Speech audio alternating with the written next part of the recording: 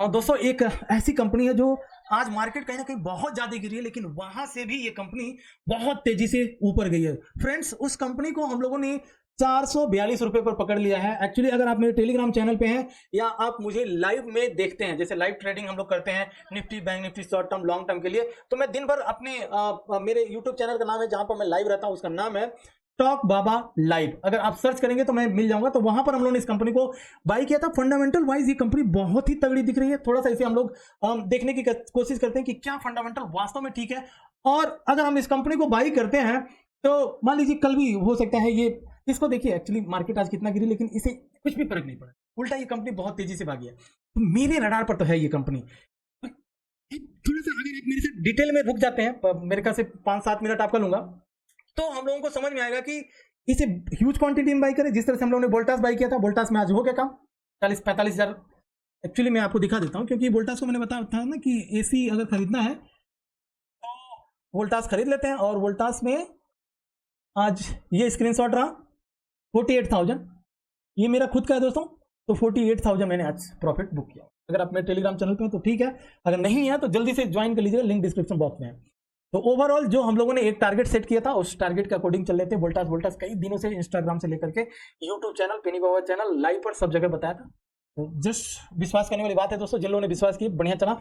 अब आते हैं ये कंपनी को रडार पर रखते हैं। इसके पहले जेंसर टेक्नोलॉजी जो 26 जनवरी को हम लोगों ने बाई किया था, जेंसर टेक्नोलॉजी में भी आज लोगों ने कैमरा देखिए थोड़ा हिल रहा है ऐसे, कुछ तो प्रॉब्लम है सिस्टम में जिसकी वजह से कैमरा हिलता है। तो इसके ऊपर फोकस मत करिए, मुझे लाइव में आकर के वीडियो बनाना, जैसे मतलब सामने बैठ करके वीडियो बनाना पड़ता है, कोई कटपिट नहीं होता है। तो आइए सबसे पहले ना यहां पर अगर हम लोग देखें, कंपनी का करंट प्राइस 444 रुपए चल रहा है और बुक वैल्यू कितना चल रहा है 339। अब हमें सबसे पहले क्या देखना होता है कंपनी का कि भाई ये महंगी है या सस्ती है। तो सिंपल एग्जांपल देता हूं ना कि अगर आपको एक बोरा चीनी खरीदना है और मार्केट में एक बोरी चीनी का प्राइस 5,000 रुपए चल रहा है और आप गलती से 5,000 की जगह 7,000, 8,000, 10,000 पर खरीद लिए, तो बेचेंगे क्या?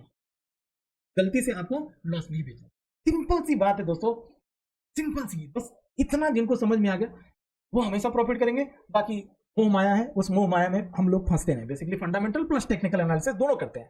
अब बहुत से लोगों ने सवाल किए थे टेलीग्राम पर, सर आप ना फंडामेंटल लेकर के बहुत टाइम पास कर देते हो, क्यों ना बस टेक्निकल, आप फंडामेंटल देख लो और आप टेक्निकल पे हमें बता दोगे। मैंने बोला नहीं, ऐसा नहीं है, आपको भी देखना पड़ेगा। क्योंकि दिक्कत ये है, हम लोग एज ए ह्यूमन बीइंग दोस्तों, यहां पर एक माइंड भगवान ने दिया है, और जब हम किसी चीज को बाई करते हैं और प्राइस जब नीचे गिरने लगती है ना, मैं चाहे कितना भी करूं अंदर से वो आता है, फीलिंग आती है कहीं बाबा गलत ना होते हैं, समझ गया? तो वो दिक्कत होती है। तो इसीलिए मैं फंडामेंटल दिखाता हूं कि आप भी एक बार कंफर्म हो जाओ कि भाई जो हम लोग एक बोरा चीनी खरीदने जा रहे हैं वाकई में वो 5,000 के 5,000 से नीचे ही बाबा खरीदवा रहा है, तो हम बेचेंगे उसके 5,000 के ऊपर। सिंपल सी बात है। आइए, मेन चीजें होते हैं उसको आपको फोकस करना होता है। मान लीजिए कोई प्राइस, मैंने पहले भी बताया, कोई भी प्राइस अगर ऊपर जाता है आज नहीं तो कल उसे नीचे आना होता है। जैसे एग्जांपल अदानी अदानी प्राइस ये भी नीचे आया, ऊपर गया, फिर नीचे आया, अब यहां से ऊपर निकलने की कोशिश कर रहा है। ठीक है, इसको मैं चार्ट पर जब टेक्निकल एनालिसिस करके बताऊंगा। ये जो मैंने अभी ग्राफ बताया, अगर आप सही से फंडामेंटल को समझने की कोशिश करेंगे तो ये ग्राफ मैं फंडामेंटल जैसे जैसे बताऊंगा आपके आंखों के सामने समझ में आता जाएगा कि यस ये ग्राफ ऐसा ही बना होगा। अभी मैं आपको इसको पूरा क्लियर करके बताता हूं कि कैसे। आप भी बहुत फंडामेंटल देखे होंगे, लोगों ने बताया होगा, आप भी ऑब्जर्व करते हैं, लेकिन हम लोग जिस तरह से फंडामेंटल देखते हैं यहां पर हमें सीधा सीधा मालूम पड़ जाता है यस ग्राफ इसी तरह का बना होगा। अभी मैं वो प्रूफ करके भी दिखाऊंगा, तो बने रहिए साथ में, स्किप मत कीजिए। अगर स्किप करते हैं ना तो हो सकता है कि आपको इस स्टॉक का नाम भी ना मालूम पड़े। जैसे कि मैंने कल एक वीडियो बनाया था, तो उसमें कुछ लोग, बहुत तो नहीं, क्योंकि जो लोग मुझे फॉलो करते हैं, विश्वास मानिए दिल से फॉलो करते हैं और पैसे भी कमाते हैं। जब उनका स्क्रीनशॉट मैं अपने टेलीग्राम पर देखता हूं तब मुझे अपने आप पर बड़ा गर्व होता है कि यस कि मैं हूं उस काबिल की, अगर कुछ कहता हूं तो लोग प्रॉफिट कर रहे हैं और साथ में मैं भी। आज 48,000 वाला फीलिंग चल रहा है। ठीक है, तो आइए इसको मैं प्रूफ करके दिखाऊंगा। सबसे पहले ना आपको देखना है कि भाई जिस कंपनी को हम बाई करने जा रहे हैं, तो प्लेजिंग, अब तो ये प्लेजिंग वाला सबके दिमाग में चल गया होगा। जब से अदानी का हिंडल वर्क वाला तामझाम हुआ है तब से प्लेजिंग क्या होता है, कर्जा क्या होता है, बुक वैल्यू के हिसाब से महंगा कितना होता है, वैल्यूएशन क्या होता है, ये एटलीस्ट तो सबको समझ में आया। अगर अभी भी नहीं समझ में आया तो ध्यान से देखिए। यहां पर बुक वैल्यू मैंने आपको दिखाया था 339, तो ये होता है ना कि यार ये मतलब हम कैसे मालूम करें कि कितना महंगा है कितना सस्ता है। वैल्यूएशन होता है ना कि अभी भी ये कंपनी वैल्यूएशन आप टीवी पर देखते होंगे कि अभी भी ये कंपनी ना वैल्यूएशन के हिसाब से महंगी है, वैल्यूएशन के हिसाब से सस्ती है। ये क्या है भाई, ये कौन सा फंडा है? यहाँ पर देखिए, आपको ना पीवी रेशियो देखना होता है, प्राइस टू बुक वैल्यू। तो अगर मैं आपको यहाँ पर प्राइस टू बुक वैल्यू कहाँ गया, प्राइस टू बुक वैल्यू, हाँ ये कॉलम है, इसको ध्यान से देखिए। प्राइस टू बुक वैल्यू मतलब कि आपको मैं यहां पर थोड़ा सा और एश्योरेंस दिखा देता हूं। मान लीजिए आप कैलकुलेटर खोल लीजिए, कैलकुलेटर खोलने के बाद से 444 इसका प्राइस है, भाग कर दीजिए बुक वैल्यू से 339 से भाग करेंगे तो कितना आ रहा है 1.30। अब यहां पर प्राइस टू बुक वैल्यू आपको दिख रहा होगा, प्राइस टू बुक वैल्यू कितना है 1.29 और यहां पर क्या चल रहा है 1.30, वो थोड़ा सा दिख रहा है। तो इससे मालूम पड़ता है कि हम जो एक बोरा चीनी खरीदने जा रहे हैं वो कितना महंगा खरीद रहे हैं या कितना सस्ता खरीद रहे हैं। अगर यही प्राइस टू बुक वैल्यू 10 होता तो हम क्या करने जा रहे थे, हम लोग जो जिस एक बोरी चीनी का भाव 5,000 होना चाहिए था उसे हम 7-8 हजार 9,000 में खरीद करके लाने वाले थे। और तब तक आपको इंतजार करना पड़ता जब तक कि प्राइस वहां पर ना जाए, तो फिर वहां से आपको इंतजार करना पड़ता कि भाई कौन से भाव में बेचे। ये सिंपल सा फंडा। आइए मैं आपको लेकर के आता हूं, यहां पर तो देख लिया आपने। और दूसरा प्लेजिंग है नहीं इस कंपनी में, प्रमोटर होल्डिंग का स्टेक भी अच्छा खासा है, डिविडेंड बहुत नॉर्मली देती है, आरओआरसी बढ़िया है, कंपनी में डेट बहुत कम है, रिजर्व बहुत ज्यादा है। इन्वेस्टर वाले कॉलम पर आ जाइए और इन्वेस्टर वाले कॉलम पर आप देखेंगे तो दो चीजें आपको देखना है कि भाई एफआईस और डीआईस, ये दो चीजें। मान लीजिए अगर हम लोग किसी कंपनी को बाई करने जा रहे हैं तो हो सकता है हमसे गलती हो जाए, लेकिन ये तो बेवकूफ नहीं है जिन्होंने अपना स्टेक ना तो कम किया, उल्टा इसने अब एफआईएस ने अपना स्टेक बढ़ाया हुआ, थोड़ा सा डीआईएस ने एकदम नॉर्मली थोड़ा सा कम। तो ये तो पागल नहीं है ना, अगर हम लोग पागल हो सकते हैं तो एटलीस्ट ये तो पागल नहीं है एफआईएस डीआईएस। तो इन्होंने भी इस कंपनी में अपने पैसे लगाए, क्यों लगाए होंगे? अब समस्या ये उठता है कि अगर कोई कंपनी जिसमें एफआईएस डीआईएस नहीं है उस कंपनी में जब हम पैसे लगाने जाते हैं तो बड़ा डर लगता है कि यार कोई बड़ा इंस्टीट्यूशनल प्लेयर इसमें है नहीं, पता नहीं प्राइस ऊपर जाएगा नीचे आ जाएगा, कोई आकर के सेल ना मार दे। अगर कोई एफआईएस डीआईएस किसी कंपनी में घुसा हुआ है, किसी की हिम्मत क्या कि कोई उसमें सेल मार्केट कर दिखा, एफआईएस डीआईएस उल्टा उसको ट्रैप कर देते हैं लोग।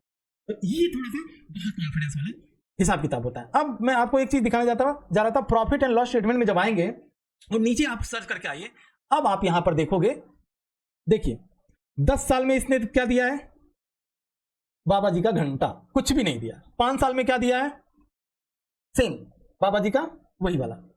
3 साल में क्या दिया भाई। अब चार्ट लगाना हो तो 10 साल में आप कैसे लगाएंगे, 10 साल में क्या हुआ, 10 साल में प्राइस ऐसे नीचे आया, 2% ही आया ना, तो एक छोटा ही लगाएंगे। फिर 5 साल में क्या दिया भाई, हो सकता है थोड़ा जाकर फिर नीचे आया। और 3 साल में क्या दिया, वो 11% का रिटर्न दिया। तो इसे आप किस तरह से लगाएंगे, एकदम इस तरह से लगाएंगे।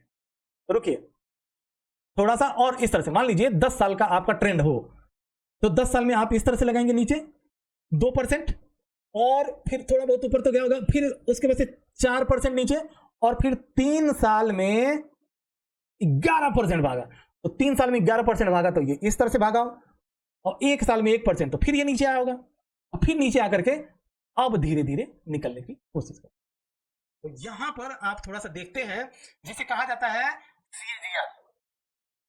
तो स्टॉक प्राइस का जो सीएजीआर है इस हिसाब से चला, समझ में आ गया। अब थोड़ा सा इसको ऊपर लेकर के आता हूं, और ऊपर लेकर के आपको यहां पर देखना है भाई कि कंपनी अगर सब कुछ ठीक है तो क्या कंपनी सेल कर पा रही है कि नहीं प्रोडक्ट अपना। अब फार्मास्यूटिकल की कंपनी है, फार्मा की कंपनी है, क्या ये बेच पा रही है? तो यहां पर आप देखेंगे सर 2011 में इसका जो सेल था 2,949 करोड़ हुआ था। आज आप देखेंगे 12,305 करोड़ के सेल पर बैठी है कंपनी। ये बात अलग है कि बहुत ज्यादा मूव, क्योंकि छोटी कंपनियां होती हैं। अब छोटी कंपनियों का मतलब आप एक माइक्रो कंपनी जो होती है, जो छोटी कंपनियां होती हैं, उनमें प्राइस ही ऐसे चलता है। आप इसकी नहीं, बहुत सी छोटी कंपनियों का जब देखेंगे प्राइस सडनली ऊपर जाएगा, सडनली नीचे आएगा, फिर ऊपर, फिर नीचे, फिर ऊपर, फिर नीचे, इस तरह से वो कंटिन्यूअस। जैसे आप ब्लू चिप की कंपनी जो बड़ी कंपनियां होती हैं जिनका मार्केट कैप बहुत बड़ा होता है, वो ऐसे नहीं करते। बेसिकली वो क्या होता है, वो धीरे धीरे धीरे धीरे धीरे धीरे इस तरह से जाती हैं, फिर इस तरह से, फिर उनका ट्रेंड ये होता है। लेकिन जितनी भी छोटी कंपनियां होती है भाई, ये इसी तरह अजमा लेना, देख लेना। अब जब नीचे भी गिरती है तो फिर धड़ाम से नीचे वो वहीं आकर के रुक जाती है जहां से गई रहती है। तो ऐसी कंपनियों में बेसिकली मैं ये क्यों बता रहा हूं, आप थोड़ा सा समझ लीजिए। जब भी आप लार्ज कैप की कंपनियां खरीदते हैं उसमें आप लंबे समय तक होल्ड करके रहिए, वो क्या होगा आपका शॉर्ट टर्म लॉन्ग टर्म दोनों हो जाएगा। लेकिन जब भी आप कोई छोटी कंपनियां खरीदते हैं उसमें अपना व्यू शॉर्ट टर्म के लिए बनाइए। स्टार्टिंग में बताया था ना कि बाबा ने बोला वोल्टास चलाओ, बाबा ने बोला जेंसर टेक चला, बाबा ने बोला राजेश एक्सपोर्ट चला, सब कुछ चला, बढ़िया चला। तो बाबा ने बोला चलो अब ये भी स्टॉक चल गया, चल सकता है, लाओ एक ह्यूज क्वांटिटी बाई कर लेते हैं। इसमें ह्यूज क्वांटिटी नहीं क्योंकि छोटी कंपनी, और इसमें लॉन्ग टर्म के लिए नहीं शॉर्ट टर्म के लिए। तो क्लियर हो गया यहां तक। कंपनी का नेट प्रॉफिट भी देखिए, कोई कमी नहीं है नेट प्रॉफिट में, आप यहां पर नेट प्रॉफिट देखिए। लेकिन जब मैं आपको चार्ट दिखाऊंगा तब अभी बताया ना छोटी कंपनी इस तरह ऊपर जाती है नीचे आती है, ऊपर जाती है फिर ऊपर जाती है फिर नीचे आती है, वो मैं चार्ट के ऊपर समझाऊंगा छोटी कंपनियों का।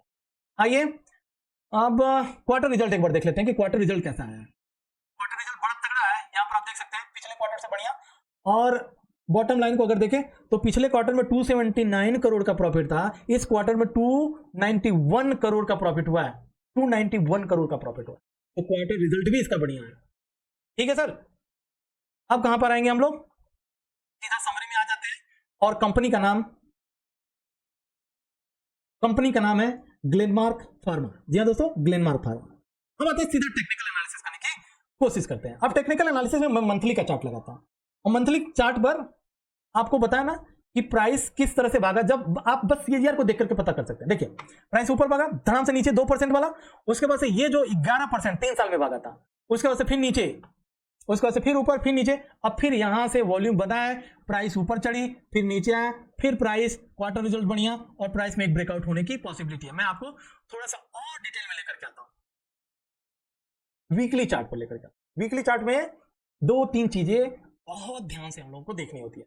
सर देखिए, एक तो ये प्राइस एक्शन था जो जस्ट आज ब्रेकआउट किया, नीचे वॉल्यूम है, यहां पर वॉल्यूम है, तो ये एक ऐसा लेवल था जहां पर बड़ी ह्यूज क्वांटिटी में भाई वॉल्यूम, जिनको भी पहचानने आता होगा इस वॉल्यूम से आपको पूरा का पूरा कहानी समझ में आता। चलिए ये तो हो गया कि about to breakout, company breakout होने वाली है। अब हम क्या करें भाई, अगर हम बाई करते हैं सबसे पहले हम बहुत ह्यूज क्वांटिटी में बाई नहीं करेंगे, बहुत लंबे टारगेट के लिए नहीं जाएंगे, हमारा जो टारगेट होगा छोटे छोटे टारगेट पर जाएंगे। अब आपको एक चीज मैं दिखा देता हूं, बाई करने से पहले थोड़ा सा समझ लीजिएगा। जहां पर है ये देखिए, जहां पर है वहां पर क्या है, एक बहुत बड़ा रेजिस्टेंस है।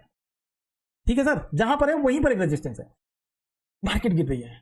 अगर ये कल के दिन गैप अप ओपन होता है तो आपके स्टॉप लॉस इसी कैंडल के नीचे हो जाएंगे। पहला टारगेट आप इस प्राइस सेक्शन को मान लीजिए, दूसरा टारगेट इस प्राइस सेक्शन को मान लीजिए। और कुछ भी डाउट हो तो आप मुझे लाइव में आकर के पूछ सकते हैं। लाइव चैनल का नाम है मेरा स्टॉक बाबा लाइव। इसी के साथ लेता हूं विदा दोस्तों। वीडियो अच्छी लगी तो प्लीज अप्रिशिएट जरूर कीजिएगा, लाइक जरूर कीजिएगा, और अगर आपने अभी तक सब्सक्राइब नहीं किया सब्सक्राइब कीजिए। टेलीग्राम पर जरूर आइएगा, वहां पर मुझे जो भी अच्छा लगता है मैं पोस्ट जरूर करता हूं। जय हिंद।